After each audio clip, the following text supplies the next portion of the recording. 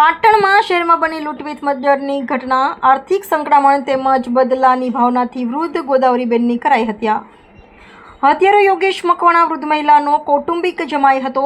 યોગેશે વૃદ્ધ મહિલાને ગળે ટૂંપો આપી ઘરમાં રહેલ સોનાના દાગીનાની લૂંટ કરી થયો હતો ફરાર. પાટણના વૃંદાવન બંગલોઝમાં રહેતા ગોદાવરીબેન પરમારની કરાઈ હત્યા. આરોપી પોલીસે મહિલાના ગળામાં તેમજ ઘરમાં રહેલા 5 લાખથી વધુની કરી હતી લૂંટ.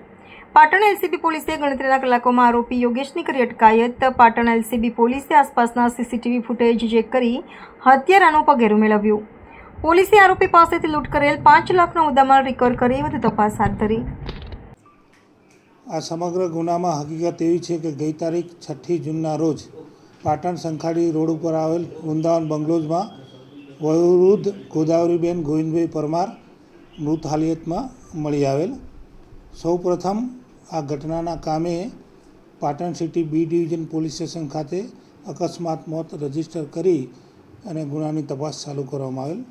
પ્રથમથી જ મૃત્યુ વિશે શંકા હોય જેથી પેનલ ડૉક્ટરથી પીએમ કરાવતા આ મરણજના જે વૃદ્ધા ગોદાવરીબેન છે તેમનું ગળી દબાવી અને નિર્મમ હત્યા કરવાનું માલુમ પડતા અંતે આમાં Patan city B division police station ખાતે હત્યાનો ગુનો દાખલ કરવામાં આવેલો અને આમાં કોઈ અજાણ્યા ઈસમે વૃદ્ધાની હત્યા કરેલ હોય ને ગુનો અનડિટેક રહેલ હોય.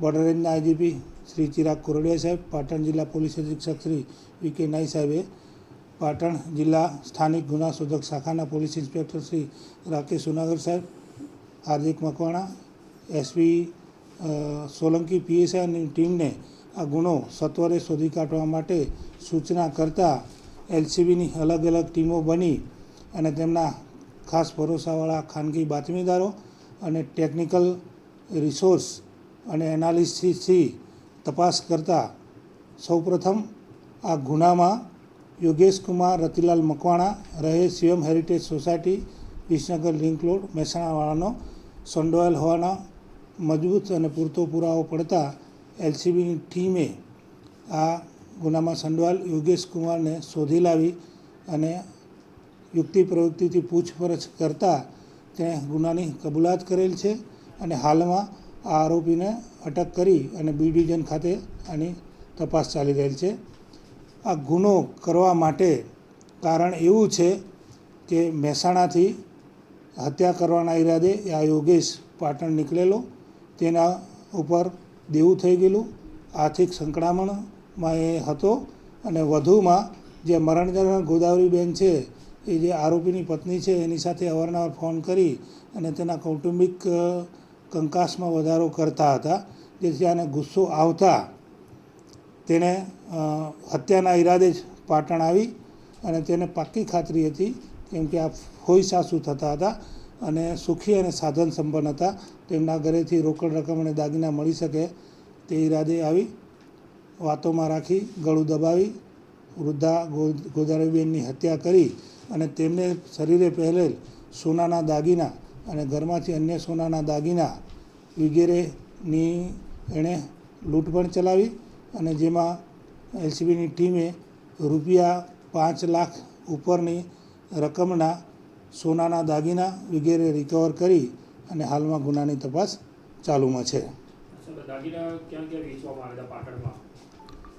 હાલમાં ગુનાની પ્રાથમિક તબક્કે આ બધી તપાસ ચાલુ છે. અન્ય આરોપી અમારે પકડવાના બાકી છે, એટલે આ ગુનાની તપાસમાં હાલ કહેવું વધુ પડશે કે કોની પાસેથી શું મળ્યું છે, પરંતુ અમે જ્યારે આરોપીને રિમાન્ડરથી રજૂ કરીશું ત્યારબાદ તમામ હકીકતોની આપને વિગતે જાણ કરવામાં આવશે. હાલ જે પ્રમાણે પુરાવો પડેલ છે અને જે પ્રમાણે ટેકનિકલ એવિડન્સ મળેલ છે તેમાં હત્યા કરવામાં માત્ર યોગેશની સંડોવણી બહાર આવેલ છે. યોગેશ છે એ ભત્રીજા જમાઈ થાય છે અને ગોદાવરીબેન છે એમના ફોઈ સાસુ થાય છે અને મેં કહ્યું એ પ્રમાણે આ ગોદાવરીબેન છે એ યોગેશની પત્ની જે કે ગોદાવરીબેનની જે ભત્રીજી થતી એને અવારનવાર ફોન કરી અને યોગેશના કુટુંબમાં કલેશ થાય એ પ્રમાણે ફોન કરતા રહેતા અને એ પ્રમાણે યોગેશને ગોદાવરીબેન પર ગુસ્સો હતો.